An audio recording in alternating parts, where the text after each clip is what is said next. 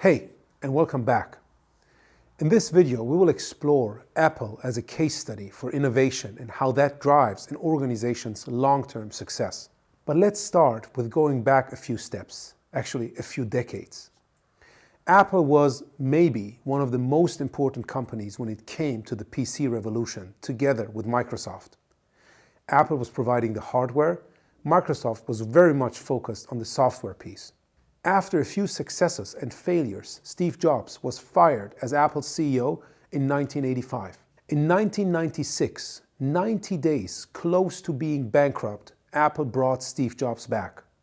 He took over initially as interim CEO after Apple had bought his company Next. What happened then from 1996 till Steve Jobs passed away is just incredible. In the early 2000s, the Mac computer was 86% of Apple's revenue. Over the past 20 years, this went down to only 10% of Apple's overall revenue. And this is not because Apple sells less Mac computers.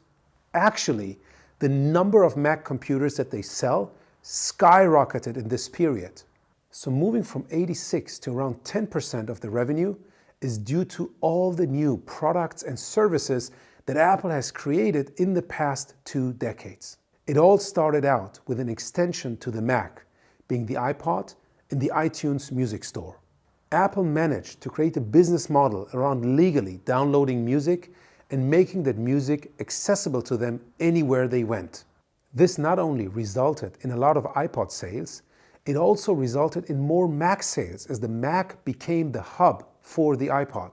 But Apple was bold enough to sacrifice that holy cow, that iPod, because they saw there was more potential in this space. So instead of being disrupted by one of their competitors or a startup, they disrupted their most successful product themselves.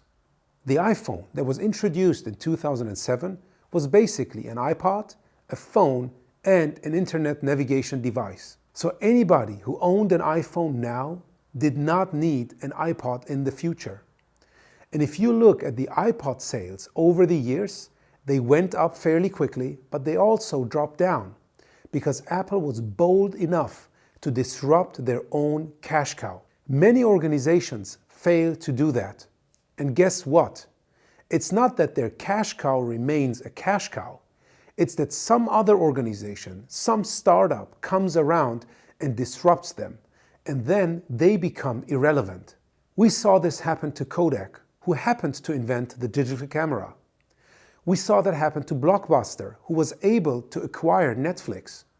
We also saw that happen to Nokia, who in 2007 was disrupted by Apple and the iPhone. So a few things to take away from this brief case study about Apple. Number one, innovate, and innovate beyond your traditional products. So moving from Mac to iPod is not the regular innovation that organizations make. It addresses a completely different customer segment, and especially it addresses a completely different customer need. Second, don't be afraid of killing your own cash cow, because if you don't do it, some other organization will.